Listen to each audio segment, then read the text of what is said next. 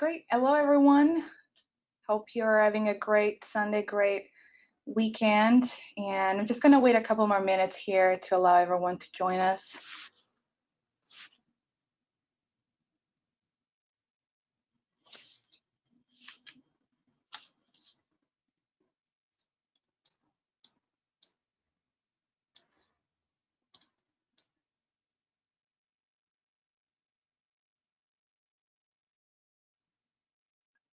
Great, awesome. So let's get started here.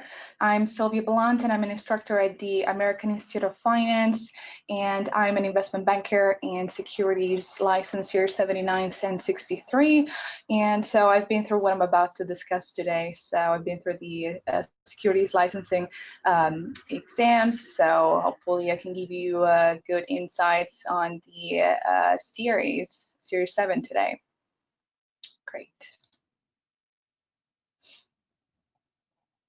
So again, today we're gonna briefly, continue to explore the topic of how to break into finance, and specifically we'll go over a few key concepts and key topics of the Series 7 exams and some test-taking skills and tips that that you can utilize to then take your exam. So as always, some housekeeping tips. This study session is being recorded, and you will receive the recording via email after the session. It will also be available on all our social media platforms, LinkedIn and website, and Twitter as well. And all attendees are in listen-only mode, but feel free to ask questions in the GoToWebinar control panel. And I will also try to answer your questions at the end in a Q&A session at the end of the presentation, if we have time. All right, so for today's agenda, we're going to go over the Series 7 exam structure and some career opportunities, and then the Series exam topics, including some relevant job functions, such as business for the broker-dealer, or opens accounts for customers, or provide also customers about information on investments and other recommendations, and also verifying that the customer's purchase is in line with all procedures and requirements. And then we're going to talk about some test-taking strategies, as I mentioned before, and we'll see if we have time for a quick Q&A session here. So,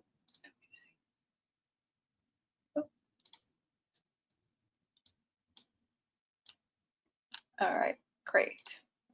So let's jump right into the Series 7 exam. If you want to work in the industry, in the securities industry, really there's no way around you the Series exam, 7 exam. So essentially the exam tests candidates on the sales and the knowledge of the sales of corporate securities, municipal securities or muni, investment company securities, variable annuities and contracts, and many more investment products. And also something important to mention is that you need to be sponsored by a FINRA broker-dealer, FINRA member, to be eligible to take the FINRA representative level qualification exams.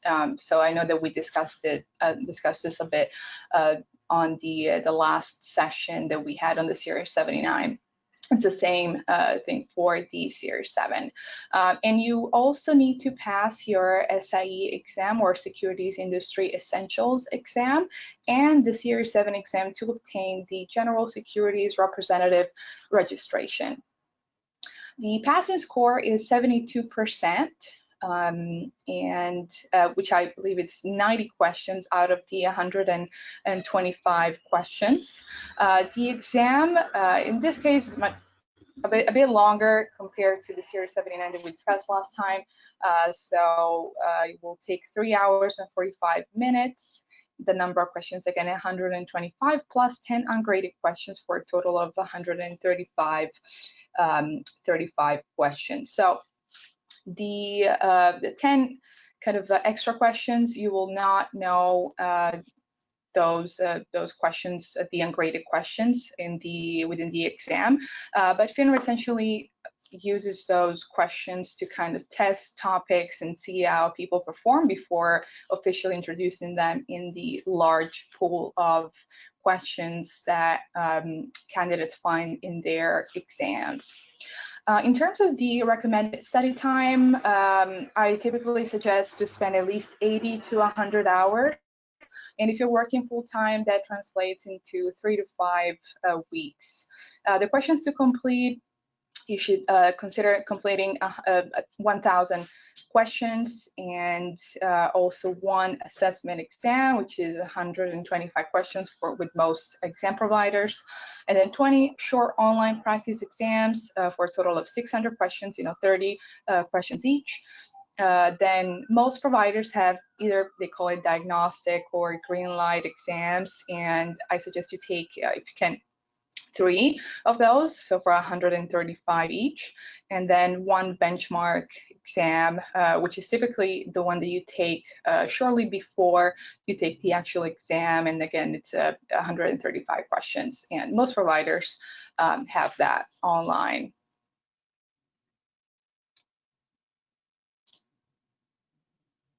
Great. Now, in terms of the career opportunities, once you pass both the SIE exam and the Series 7, you will be able to advance on the following securities or offerings. So public offerings and private placements, rights warrants, mutual funds, money funds, ETFs, REITs.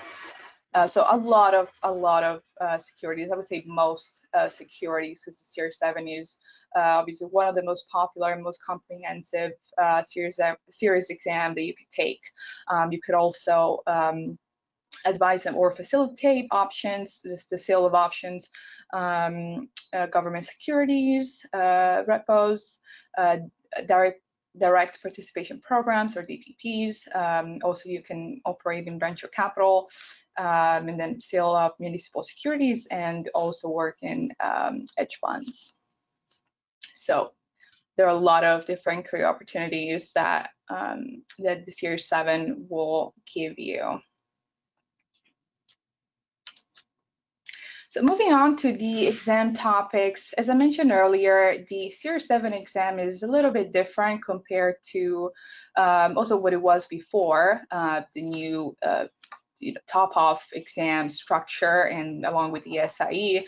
Now, the Series 7 content is actually divided in job functions rather than pure topics. So you will see that the outline essentially goes with the registered representative will seek business for the broker-dealer from customers and potential customers. So this is the first kind of broad job function that you will see in the exam, and that's 7% of the exam. That translates to 9 questions.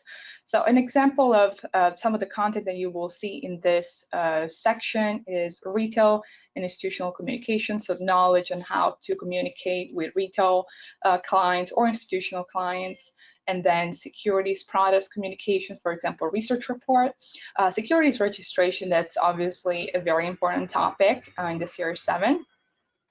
So knowing kind of the structure of IPOs and the registration process, and then Regulation D, that's for private placements, and Reg A Plus as well, and some regulatory requirements.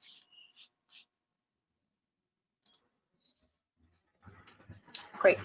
The next job function is the registered representative opens accounts after obtaining and evaluating customers' financial profile and investment objectives. So that goes into the suitability area of the exam, which is very, you will see quite a few of these questions also, they will be part of the other topics in the exam, the areas of the exam, because suitability is definitely a big component of the Series 7 exam. So examples of some of the questions that you may find are investment objectives and recommendations, requirements for opening customers' accounts, and review and approval for customers' accounts. Again, that's 9% of the exam, and the number of questions, 11. You will see 11 questions on this topic.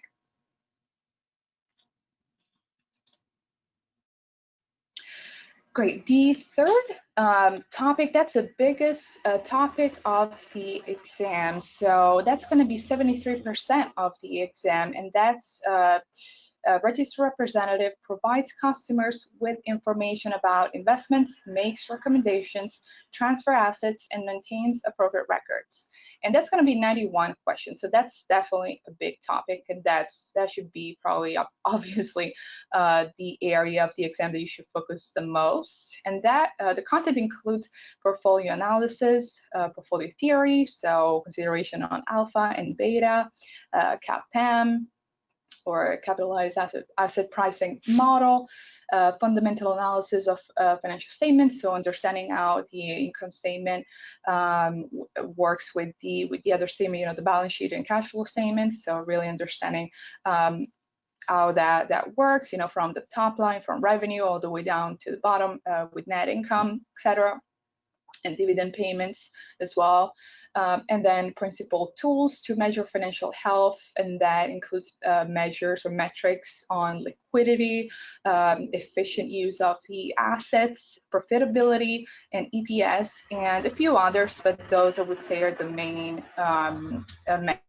we'll see in the exam. Then equity securities and packaged products such as stocks and ETFs. And then obviously options is a big component of the big topic of the Series 7 exam, the infamous option topic of the Series exam that you really have to know very well.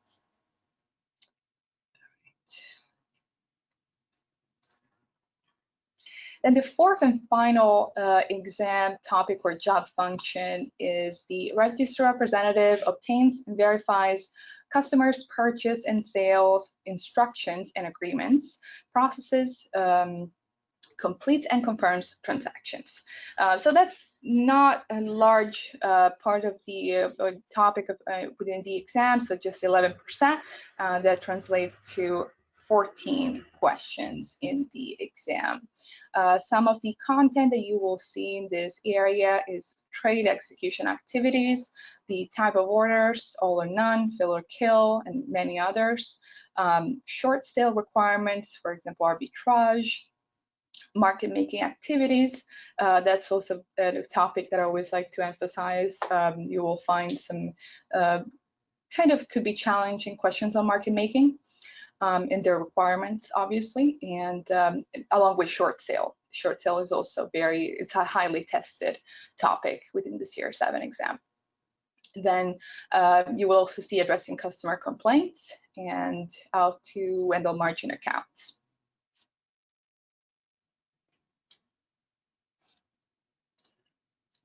Now, for my favorite part of presentation is and I'm sure it's your favorite as well, it's the test taking strategies.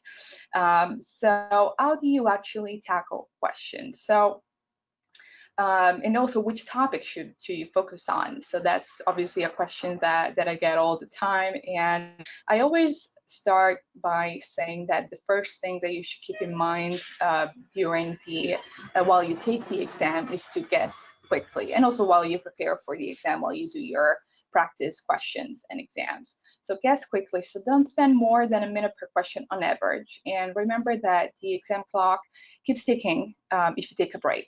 So compared to the old version of the Series 7, I believe that there are no breaks allowed, or perhaps a very short 1 5-minute break. But again, the exam clock will keep ticking, so keep that in mind. And second, when you encounter a long question, before you read the entire question, skip to the final lines to find out what is actually being asked. Then go back to the beginning of the question and read the question carefully. So that's also a key, exam strategy that I've been using with my when I took the exam, the actual series, and that also helps you kind of break down the question and remain focused also on how to answer that question, trying to find the end while you read the the final few lines of the questions of what you've been asked. Then before I go into the waterfall review, I always like to tell my students that you should get organized early because this is a pretty challenging exam. And so you should map out your timeline of when you're going to take the exam. It's very helpful if you, before you even start studying, that if you put down the exam date of when you're going to take it, and then map out how many hours you could spend per day. And you should not go with 2 days without studying for the series, or at least reading the material. I always suggest that. So get organized early and work out the content guidelines and the timing. Now, in terms of the waterfall review, that's also something that I use with my own studying for the series. And so I typically start studying the hardest topics first, and then I move to the easier ones. For example, week 1, you can study options if that's one of the hardest topic for you. And then the second week, you study equities, and that's just an example. And then you incorporate at least 30 minutes of option review the same week, so the second week. I noticed that that's very helpful, so that as you move along with the material and with the practice exams and questions, then you will go back and review the material that you studied before, and then you keep going. You keep rolling over the material that you studied at the very beginning of the of your kind of content map, if you may.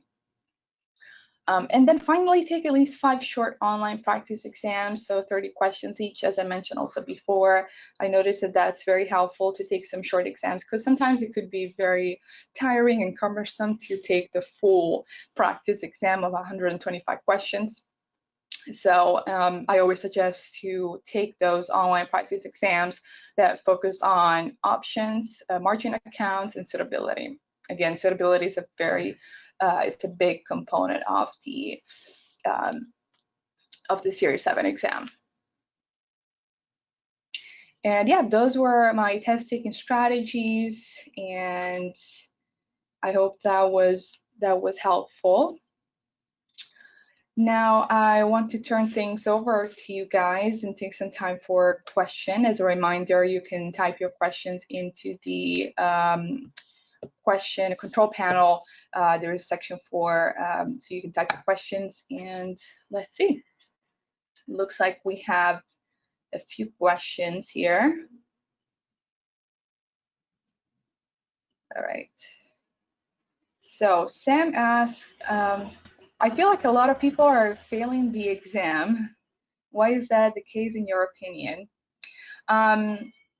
I don't have stats on this, but yes, I've heard that the failure rate actually appears to be higher on the top of exam, and I think that that's because the old version of the Series 7 was actually much longer. So I believe the old Series 7, you had more than 300 questions, and that includes also the topics and content from that you now find in the SIE exam. So it was kind of diluted, if you may, the old version of the Series 7, and now you have to take first the SIE exam, which is much easier. The content just general and broad content, and then you move to the Series 7, and a lot of people may forget that you're not going to find maybe those broad securities products questions, and you will find a lot more questions on options, suitability, margin accounts, short selling, kind of the registration process, a little bit more challenging questions. So I think that's why you'll see people failing more. All right, so Dan asked, can I take the Series 7 online right now? Yes, so you can actually take the Series 7 online right now. So that's, due to the COVID situation, I believe you could take the SIE exam for sure, the Series 7, Series 6, 63, 65, and 66, I believe. Great.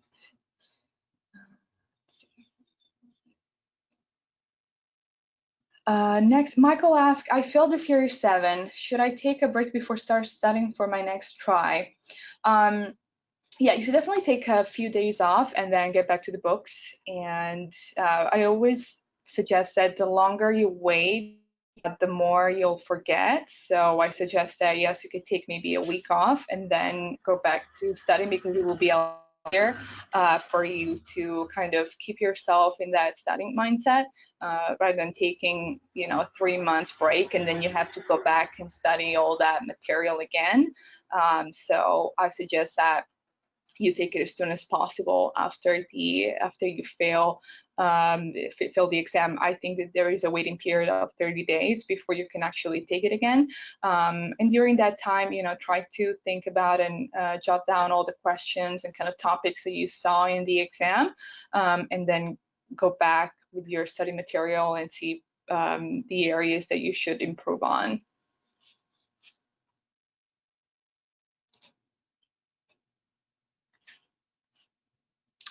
Belle is asking, can you skip questions and get back to it later? Yes, so you can, and close these out. Yes, so you can skip questions, and actually you can flag questions for review. So you can actually, skip as many questions as you like, and then go back to the review page and answer those questions at the end if you want. Again, my best advice on the series exams is to really guess quickly, because typically your mind, your brain will know the answer most likely, and so I suggest that the first answer that you think is the right one, at least select that, and then you can always flag that question for review and go back to review it at the end.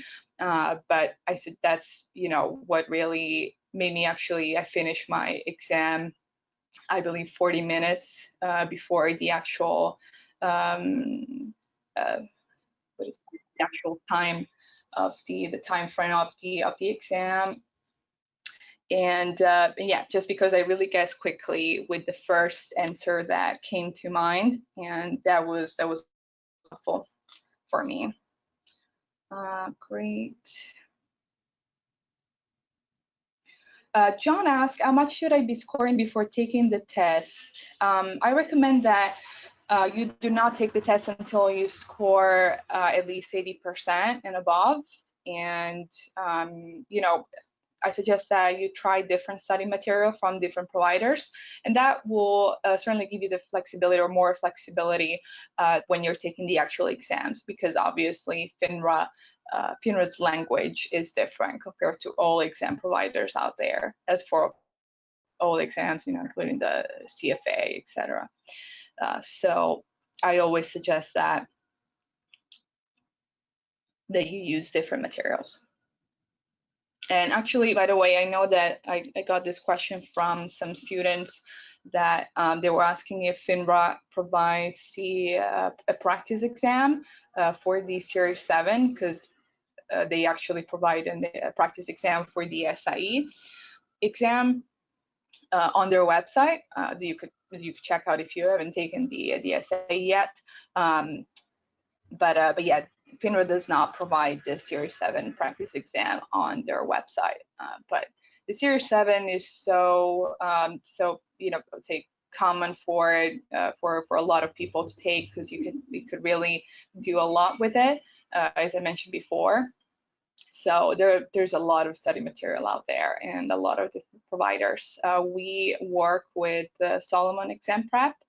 And yeah, we always obviously suggest that you check them out. And Kaplan is also great, and Nutman Marks. obviously, those are the three that we always suggest to students.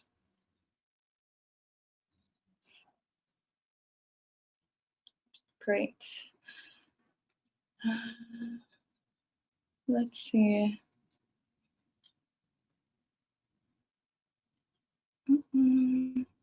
Michael asked, if I stop working for the company, will my Series 7 remain active? Yes, so you will have 2 years where your Series 7 will remain active. And then after 2 years, your license will expire. So if you stop working for a firm, then the broker-dealer will issue you 5, and that will be shared either with your new firm or just to you if you're not moving to a different broker-dealer. And your next employer will file a Form U4 that will allow you to essentially re-register with the new broker-dealer. And as long as you do not go beyond that 2 years time frame, then your Series 7 will remain active.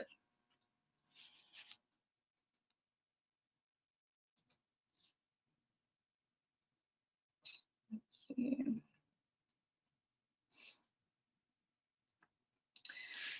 Should I take the Series 7 top-off exam before I take the SIE exam? Yes, I mean, you can. I don't suggest that. It's easier to take the SIE exam first and then go and take the Series 7, just because, you want to start with the easier exam and pass it, and then move to the more difficult topics and the Series 7. So, but having said that, you can take first the Series 7 if that's what you prefer, and then take the SIE exam. I personally don't know any students who actually have done that before, but since the Series 7 and this SIE are actually core requisite, then you can really decide whether you want to take the Series first or the SIE first. You don't have to have the SIE to take the Series 7 or the Series 79, for example, or 6. They're core requisites, so you could take either or first. The difference again is that the SIE exam, for the SIE exam, you would not need to be sponsored by a broker-dealer. Take it as long as you are 18 years old, and you can, right now due to COVID, you can actually take it online.